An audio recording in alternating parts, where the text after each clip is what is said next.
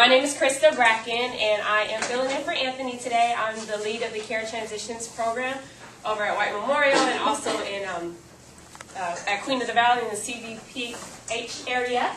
So we're going to be talking about what the Care Transitions program is, how it's here at the hospital, and the patients that we are seeing with CHF and COPD, and how our program can possibly benefit from those patients readmitting back into the hospital. So to start on the first page, it just kind of talks about the program and the reasons why we're in the hospitals and what we're trying to do to make a difference with our patients. And the Care Transitions program, was funded under the Patient Protection and Affordable Care Act in 2010. So they realized that some of our Medicare patients were suffering with readmissions within 30 days of the original discharge. And the reason being is because a lot of our patients that discharge with Medicare, they don't have some of the follow-up that some of our, our HMO patients, our private pay patients may have. And so the program started so that we as Care Transitions coaches can fill in for those patients. So we'll meet them here at the hospital, actually go in and talk to the case managers or the social workers, see if the patient would benefit from the program by finding out if they have Medicare Part A and B. And seeing where the patient is going to be discharging. So if the patient would discharge to a long-term care facility, then they wouldn't necessarily qualify for the program, but if the patient would be going home or to some type of short-term rehab, then they could qualify for the program. And so I'll talk about a little bit about what the program does, and then Emma will just kind of say from a coaching standpoint when she's going to the home, what she's looking for, and she'll go over the blue booklet, which is the personal health record that we give the patients. So on the next page, it talks about our goal and how we want to reduce the hospital readmission. So now with COPD being a part of the hospitals being deemed for their patients readmitting within the 30 days, we're trying to find out, the hospital and our program are trying to find out ways where we can help keep the patient from readmitting back into the hospital. So we achieve this goal through focus and footprint. Our focus is for the patients that have the chronic diseases like the COPD, the CHF, poor health literacy, and our poor social supports. And then our footprint, we'd like to see 3,000 patients within the year. So in order to do that, here at White Memorial, we have access to the census for the Medicare patients. We do not take the census onto the floors, but what we do is we'll go into the case manager's room, we'll go over the census with the case manager to see which patients may qualify so that we can connect with those patients. And it's not just COPD patients, but we are also seeing CHF, any chronic illness patient that we can see. And so with the program, because it's a joint through Medicare and also through Ultimate, we are we have a contract for 2 years. And so if we can at least get close to our footprint or exceed our footprint, which we are hoping to do, then it will expand the program for 3 more years, which will give coaches more opportunity to go to different hospitals. So right now we're at White Memorial, we're at Hollywood Press, Queen of the Valley, Foothill Press, and in a community hospital. On the next page, it just talks a little bit about who qualifies for the program.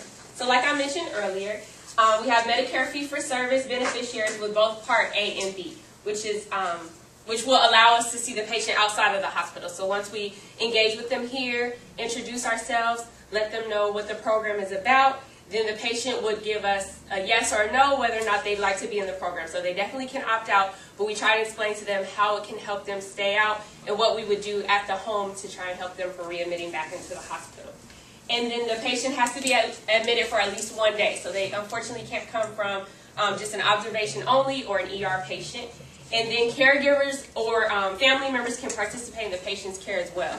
So if we're meeting with a patient that may not be verbal, or the patient may have some type of mental capacity where they can't really opt into the program, but the family is very involved, or they have a caregiver that's very involved and the patient is going to discharge home, we can work with that caregiver as long as there's ways that we can help to benefit the patient while at home. So resources that we will be able to provide to the patient, which Elma and I will kind of talk about in a second. The next page just talks about the care transitions and the coordination. So pretty much how the patients accept the program and how we follow them over the course of 30 days, what the pillars are, and the Coleman model, which is what our program is based on. So we have coaches or a coach that is set up in the hospital, like I mentioned. And then we will go over the patient education when we meet with the patient. So this is more so going into the home, how the home visits works, and the red flags. And I'm going to kind of turn it over to Elma just to talk about the PHR a little bit, because this is the part that we have when we go to the patient's home after they discharge from the hospital. And we like to follow up with them within 3 days, 3 business days, because we understand that it's very important to follow up with the PCP within 7 days. So we want to make sure their appointments are scheduled before they leave the hospital, so that way they already have that hospital follow-up. With us being connected with Ultimate, we do not take any patients away from the care that they already have. So we keep them with their primary care physician that they're already seeing. It's just a continuum of care. If there's programs that work here, like the like pulmonary programs or cardiac programs that are here that the patient may benefit for, we go ahead and let them know about those programs. We'll even meet with the head of the programs to try and get some type of pamphlets or something that we can give to the patient to let them know about the options that they have already. So we don't change anything. We just want to reinforce the discharge paperwork that they've gone over with the patient, making sure the appointments are scheduled, and any additional resources that we can give to the patient. Hi everyone, I'm Norma. So basically, if the patient is being discharged and we're not here at the hospital because we're also on the field, we make that call once they're discharged the following day, or we ask the patients to call us. When we greet the patients and engage the patients here at the hospital, we provide them with this personal health record, which has their name and our contact information. We do have them in Spanish and other languages like Tagalog, Armenian, and a few other Chinese. So what we do is we would go ahead and call them if they don't contact us the next day and schedule a home visit. What we do during that call is we tell them that we're going to review the personal health record that was provided to them when we engaged them at the hospital.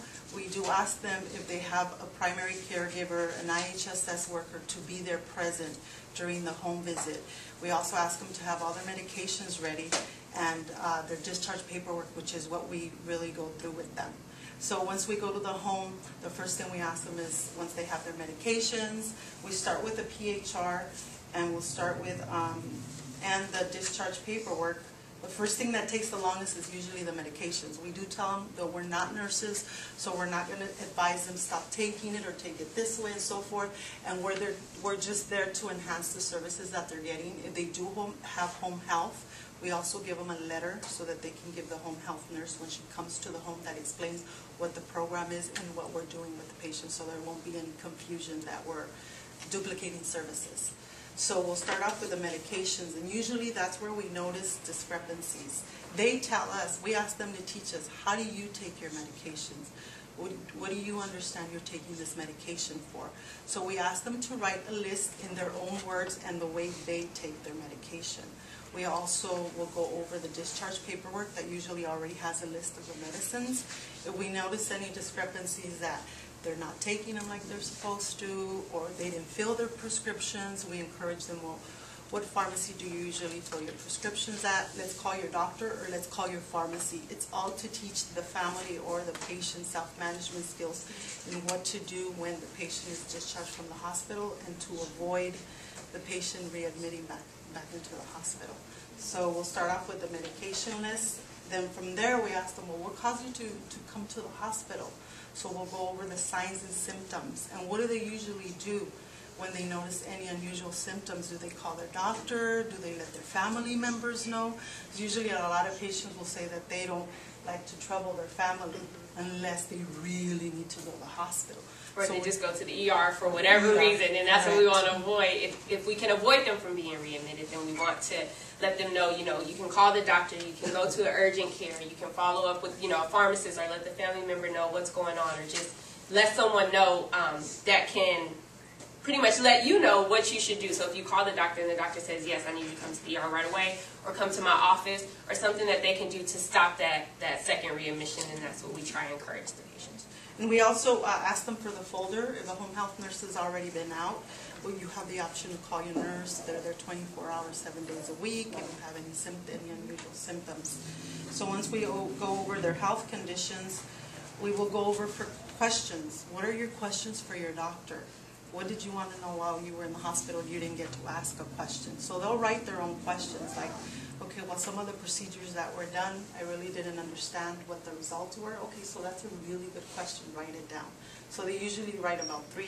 A lot of the questions do come about once we review the discharge summaries with them, because most of the patients, I think from all the home visits that I've done, I've only had one patient that read the discharge paperwork. So it really, when we're there, we really encourage them, let's read this way. It's so important because there's also what to do when these signs appear, either call 911 or call your doctor and so forth, so that's where it's really helpful. Diet, things that Diet, they might correct. not know about, and then also their medications, like Elma was saying. And just to chime in a little bit, when Elma mentioned that everyone is not nurses, so we do have some people that are nurses that are on board with our program that go out to do the home visits, but when going into the home visits, we let them know that we are their coach. So we're not, like I said, changing anything that the doctors prescribe. We're not going in there saying, well, you should be taking this medication instead of this medication. If it's something that the doctor wants them to take and they were discharged with, that's what we're encouraging the patient to do. So we are trained. We did go to training to have the to become a CTI coach and to know what to look for. But we're also trying to coach the patient because it's a catch and release program. So we're following them only for 30 days, but we're hoping that at the end of that 30 days, our objective is at the end of that 30 days, the patient will be able to act on their own and know what to do and know who to call in the case of an emergency and know what medications to take and know what their red flags are, so that way they are self-managed. So that way, you know, they're knowing to call their doctors, they're doing their follow-ups regularly to possibly avoid these admissions. So when we're going in and we are going over the paperwork with them, we're having them to point out things that don't match. And then if there's, like Elma said, discrepancies, then we are calling with them. We're saying, okay, let's call the doctor because this is a discrepancy and we want to make sure that it doesn't cause you to be readmitted, or, you know, we don't want you to get sick, or we don't want you to miss out on what you're supposed to be doing. And so we're just encouraging them to follow up. So then the final part of the PHR is a goal. We ask them, what's something you would like to accomplish in the next 30 days? Most of those that are weak usually say, I want to finish my physical therapy at home, I want to be able to walk without the assistance of a walker. I have had patients that are COPD, and usually one of the things, because we ask them to take out all their medicines, I ask them, how do you use your inhaler? There's some that really don't know how to use them. Like I said, I'm not a nurse, but if I notice something like that, I'm like, okay, let's call your pharmacy. For one patient, we did that. We asked the pharmacist if they can spend some time with the patient to go over all his inhalers, because he didn't even know how to use some of them. And then we'll refer him to the COPD pulmonary rehab program. Another thing also that patients request a lot are resources. Transportation is one of the main barriers to getting to their appointments. So we do provide them with resources. We'll connect them to Access, LA City, right? Also Dial-A-Ride, Meals on Wheels, any types of food services that we ask them what their resources are. So when we're going in, we're not saying, you know, you look like you need this, or you need to have food, or you need to. We're asking them, how do you think you can benefit from the program? What resources can we bring to you to help you become better? Because some people may say, you know, I don't need that. You know, I just know that I need to follow up with my doctor, and I haven't really been doing that. So can you help me do that? And we're setting them up with the PCPs. But we're going back, if they don't have a primary care physician, we're not just picking anybody. Like I said, we're not referring them to Ultimate or just sending them wherever. We're connecting back with the case managers or the social workers and saying, hey, can we have a panelist or a list of doctors that you would provide for the patient so that they can have that follow-up. So that way, if they do have specialty appointments that they need to make, that doctor can refer them out. If they do have orders or they're saying they need some type of DME equipment, we know where to get it from. They're being evaluated so that they can get the proper equipment. So we're asking the patients, what can we do to help you so that you don't have to go back into the hospital, but furthermore, so that you have the help that you need while you're at home. So then once the home visit is completed, I know for some of the COPD patients that I've worked for, since this is about pulmonary rehab, some of them have mentioned, you know what, I used to work in the mines back in my country for many years.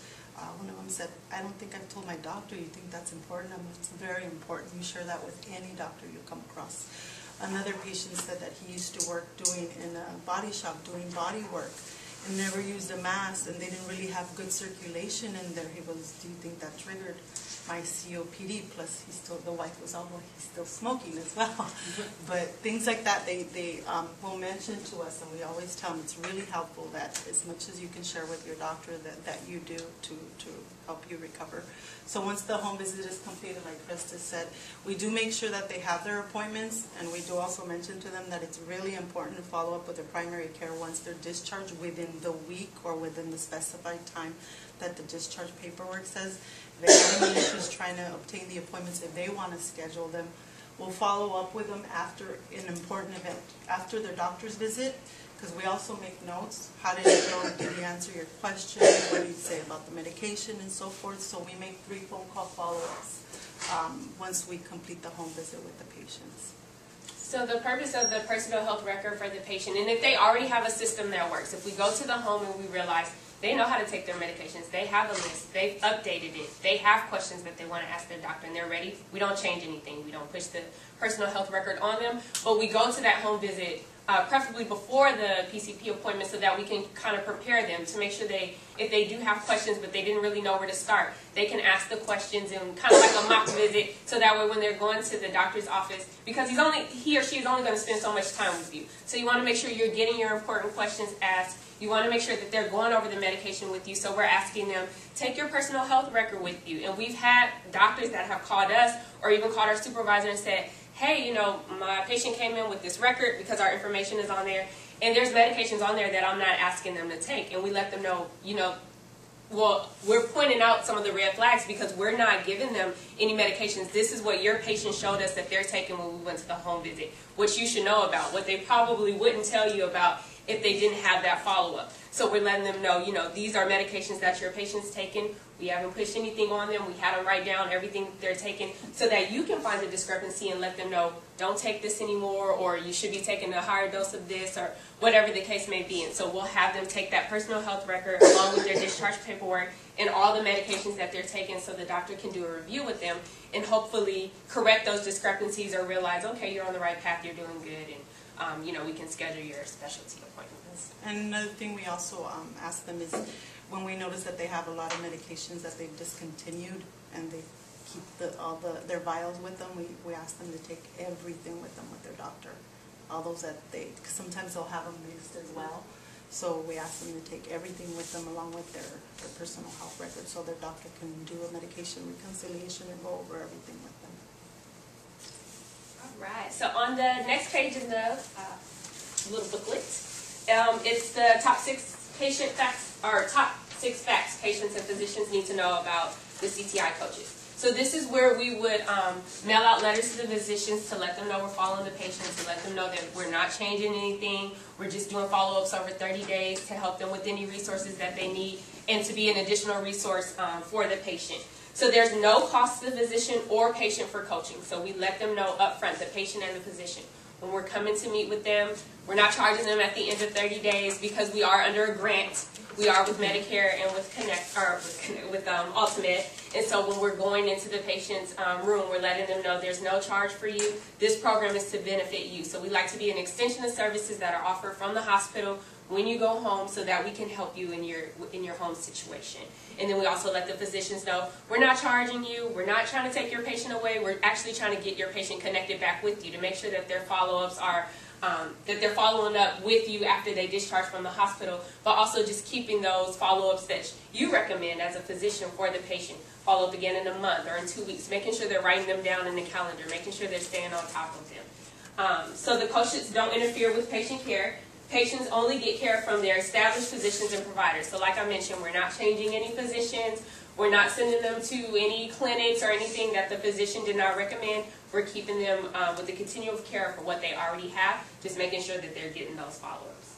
Coaches do not practice clinical medicine or direct patient care. So like Elma and I mentioned, we do have some of our coaches that are nurses, but when they're going in, they're taking their nurse hat off and letting them know, I'm going to be your coach, and I want to help you so that you can drive your own, so that you can drive your care and follow up with your physician and be taken care of while at home. So trained professionals, we did go through a training before we started with the program, and then coaches assist patients with transitions across settings. So that's just what we were saying as far as like the the resources, the transportation resources, or the Meals on Wheels, food for service resources that we offer to the patient if it's something that they feel that they need.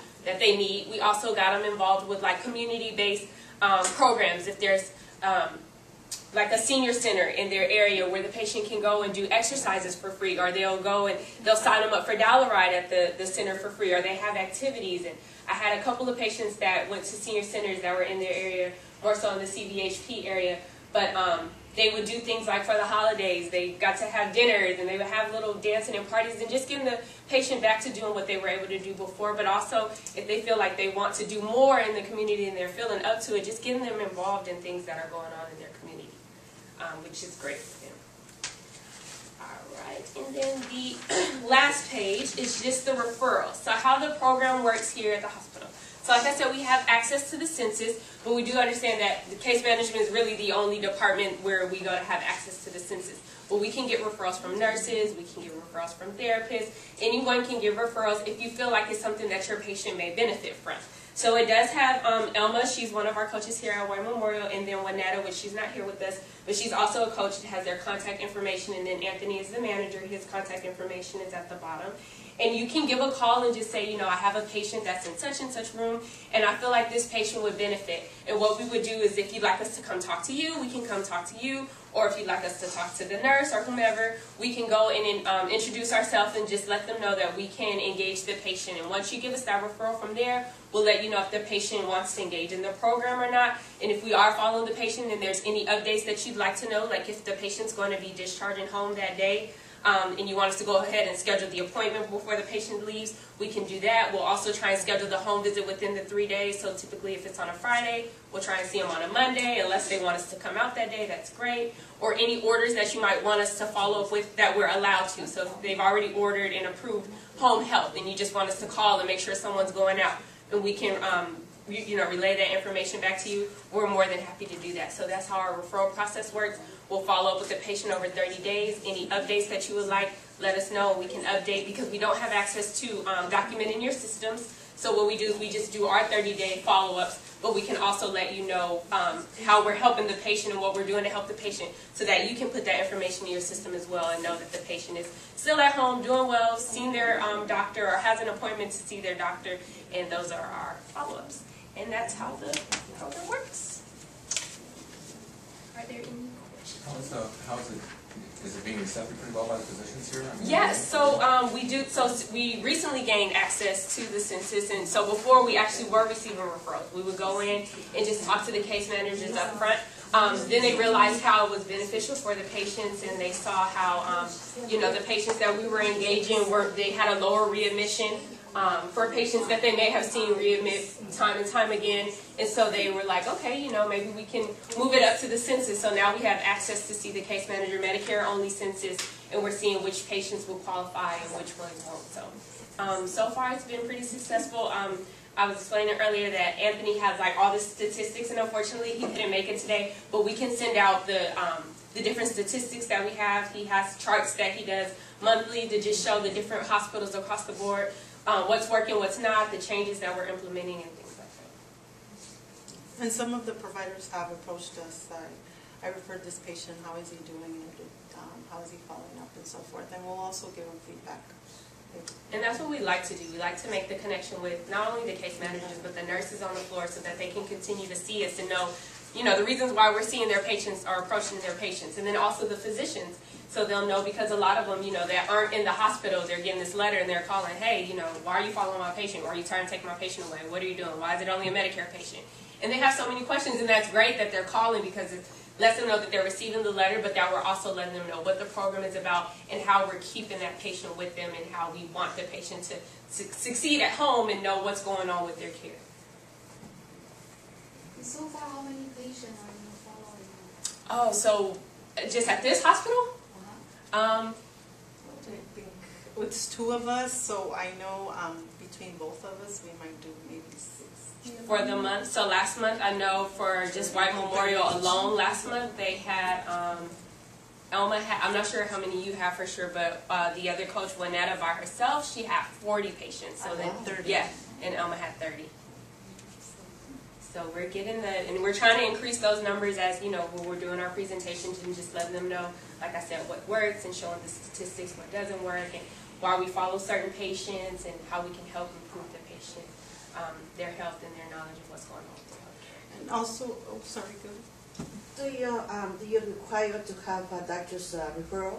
No, so we're not required to have a doctor's referral because we're not changing anything, or we're not driving anything to the patient. We're going in and asking the patient to let us know what they need and how we can help. So the only time we would reach out to the doctors for referrals is if the patient says, you know, hey, or a caregiver says this patient really needs a hospital bed, or things like that. We've had to contact the doctor for before so that we can get an appointment scheduled so that the patient can get an actual order. But as far as having a doctor's referral to follow the patient, no. The only thing that we do is go and speak to the patient. As long as we have their consent, we'll follow the patient over 30 days and let the case manager or... I have another question. Sure. You mentioned about the medication. Patients don't know what they're taking or what's that, whatever, you know, is concerned about medications. Patients, they do take a list of medications home. Do you ask for that list? Yes. So when we go to the home with the personal health record, we actually, when we're in the hospital and when we call them before we go to the patient's home, we let them know, can you please have your discharge paperwork ready, also your medications, and then we provide them with that blue personal health record before they leave the hospital, to let them know that's what we'll be going over and these are the things we're going to do. So that's where we get those medications from, and we'll compare it with the list. So we'll say, let me see the medications that you're taking, and we'll go over the list with them and say, okay, and that's where we find some of our discrepancies. Well, it says here that the doctor, you know, discharged you with 2 new medications, and I don't see that you have those medications. Have you filled them? If you're not taking them, why might you not be taking them? So some patients are like, well, I don't need it. Or, oh, I just haven't filled it yet because of a money bearer, or whatever the case may be. We will connect back with the doctor or the pharmacist to see how we can help that patient get the medication, but more importantly, how the patient can speak to the doctor so that maybe they can reiterate why this patient needs to take the current medication. And also, while they're in the hospital, sometimes I have asked the patients, how soon are you going to fill your prescriptions when you get out? Well, I don't have transportation. Please let the nurse know. So if they need to, they'll have the Plaza Pharmacy deliver it to it, so that won't be a barrier, because that has been one of them once they get discharged. Also, to mention, if patients are discharged to a skilled nursing facility, if they're going to be there for short term, we do follow them once they're discharged from the skilled nursing facility. Especially if it's their first time going. What we try and do is connect with them with the personal health record in the hospital instead of waiting to connect with them there, because we know that at the skilled nursing facility it's a little bit different, where medications are prepared and they have a nurse that's coming in to check on. So we're asking them, you know, what are your questions? What are your goals? You know, and most of them are saying, well, I just want to be able to go home from that facility, you know, within X amount of time. Okay, great. So that's your goal. What do you think that you can do to help expedite this? Do you think that, you know, what do you think will benefit you? And some patients are saying, oh, well, the physical therapy, you know, me being more involved in the physical therapy, or making sure I'm taking my medications on time, or asking the nurses about certain questions that I have that I might be too afraid to ask. So we're having them get prepared with those questions, so when they're going in and they're meeting with the doctors that are making the rounds at the SNFs, or they're meeting with the nurses there, they have those questions ready, and they're asking them, you know, how's my plan? You know, they're asking them, what's my plan of discharge? What am I doing? And how soon am I, you know, to be able to go home, or how am I recovering? So. I have another question. Me, I'm an educator here. Okay. So I would like to know if there is any information that the patient, when nurses are saying we're giving to the patient and the patient says no. Okay. So then I can reinforce that and see actually what's happening. We are doing it, we're documenting. Is the patient getting it, or what is it? Maybe we need to change the way that we are teaching patients. Because it's important to go with the knowledge and then, you know, continue with the treatment at home to prevent readmissions. That's great, because, and not at White Memorial, I can't, and I've seen the patients at White Memorial too, but I know at some of the other hospitals I won't mention, but patients have gone home with diagnoses that are on their discharge paperwork, but their information about what they're going home with is totally different. So somebody that the discharge paperwork says they're discharging with CHF, and then you get to the patient's home and it's like, oh, it says pneumonia here, and they're like, I didn't even know I had pneumonia. So it's, you know, and then that's when you're kind of going it over, and the patient's confused, and so you want to help find out, okay, what's going on here. So if we can get... Yeah, it depends, because if the paper says admitted diagnosis, yes, they're going to put the admitted diagnosis. Right. Right, But right, if the patient has cycled and newly diagnosed, the patient got other illness, right. and that has to be continued taking care at home as an outpatient, Correct. then we might have to include it somehow. Absolutely, absolutely. And that will be great too, because there are some patients that just want extra information, like I said, for if they are discharged with anything that diabetes or something that, you know, it's a new onset, and then they're like, oh, well, I want to know about a diet, or I want to know what I can eat or what not to eat. That's great. So if we can get your information afterwards, and then I can connect with the managers and the coaches, so that way we can get you know, information from you, because we don't like to just say, oh, look online, or we want to get the information from the hospital that they were, you know, already given, that can help them, so they'll know what to eat, what not to eat, what diets to follow. Please do so. Yeah. Yes, Maybe please. we can communicate later. Oh, perfect. That would be great.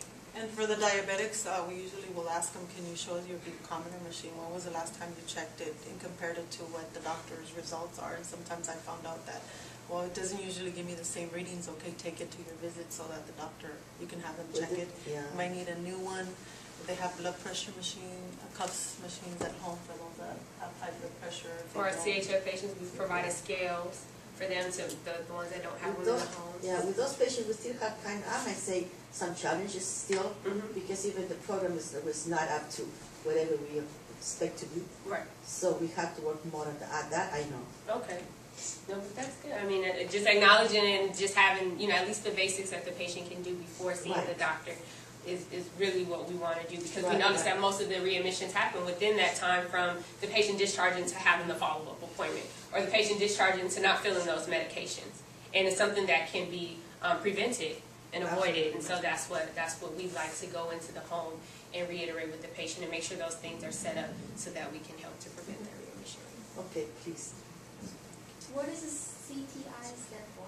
Oh, Care Transitions Intervention. Oh, Care Transitions Intervention Coach. So we refer to ourselves as CTI Coach, but it's the care Continuum or Community-Based Care Transitions Program, which is the CCTP. So actually, the floor nurse, if the patient was being diagnosed with COPD, so we can call you guys, right? Yes, as long as it's Medicare Part A. We can only see Medicare patients because of the grant that we have. We're only allowed to see them A and B, yes, ma'am. Okay. So as long as it's Medicare Part A and B, and you have a patient that you think would benefit, absolutely. And those numbers are in the back of the little handout here. And you can call us with the referral, and then we can come see you on the floor just to get a little bit of information about the patient before engaging, and we'll let you know whether or not the patient wants. So you guys also have a list of the patients that are in-house that are Medicare. So if the RN or the RT, if they don't know that this patient is Medicare or not, they can call you and Yeah, you can so- confirm. Yes, any Yeah. referral, you can go ahead and call, even if you're not sure, and we can find out that information. So before we will engage the patient, though, we would have to find out the information first, because we don't want to go in and say, oh, we're going to provide all these services for you, and it's like, oh, sorry, you don't qualify. But yes, we'll find out. So yes, any referral, that's correct, and thank you. You can go ahead and let us know, and then we can. I'm sorry, did you have a question? Debbie, you Huh? had a question Did you have a earlier? Oh, I can raise my hand. Oh.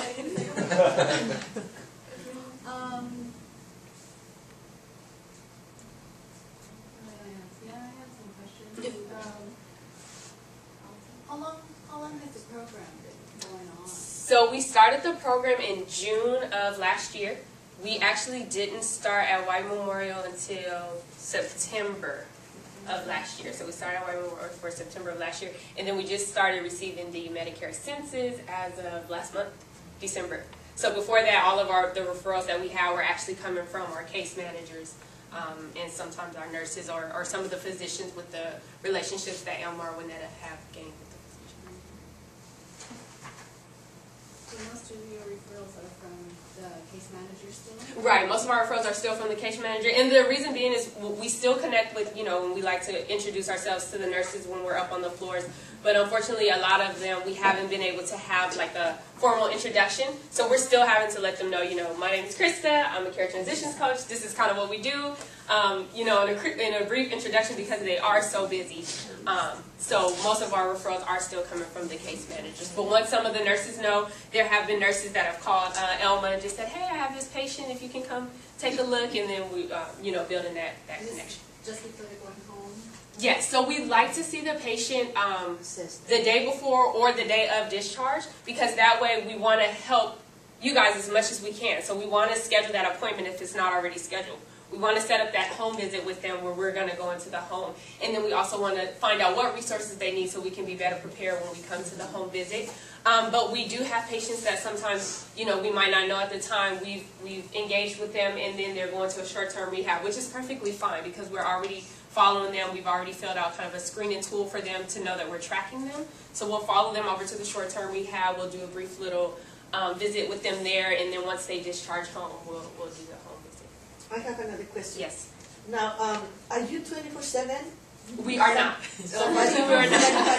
you know what I'm saying? Not for you to come to the hospital. Now, if the patient, because you're following the patient at home, if the patient has any questions at 11 p.m., you know, some medical conditions, so you don't advise them to call you? No, we don't advise them to call. So we do have our work cell phones, but unfortunately we're only in the office from 8 in the morning to 5. Sometimes we're there 6 and 7, Monday through Friday only, and some Saturdays we do work. We do have our coaches that are working some Saturdays. But the goal when we're going to the home visits is to let them know who they should be able to call, because like we stated earlier, if they're calling us at 11 o'clock with an emergency and we're not licensed nurses, or, you know, there's only so much that we're going to be able to tell them anyway, and we're going to advise them, you know, call your doctor's office. Do they have a 24-hour care? We can speak to a nurse, or you can speak to someone. So we're giving them that information up front.